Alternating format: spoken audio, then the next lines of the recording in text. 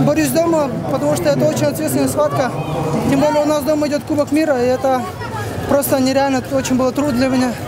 Я со вчерашнего дня, можно сказать, настраиваюсь, чуть-чуть волновался. На протяжении схватки была очень трудная борьба. Физически немножко уступал, можно сказать. Но я думаю, решил характер все-таки. И дома стены помогают, можно сказать. Сколько я уже борюсь, впервые вижу столько болельщиков. Полный зал, вообще вот люди даже сидят на ступеньках, пришли поболеть за нас. Это ребята даже сборной России говорят, столько много народу собралось, очень сильно поддерживают.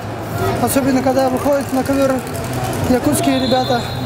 Очень вдохновляет, очень радует. Очень самая лучшая атмосфера.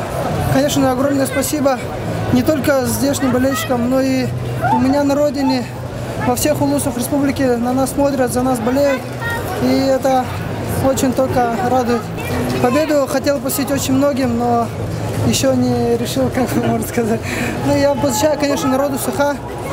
И хочу поблагодарить от себя лично сборной команды России, Республики Саха-Якутии, нашего Ильдархана, Сена Сергеевича Николаева и Виктора Лебедева за то, что они подарили нам такой большой праздник. Кубок мира в Якутии – это, конечно же, историческое событие, можно сказать.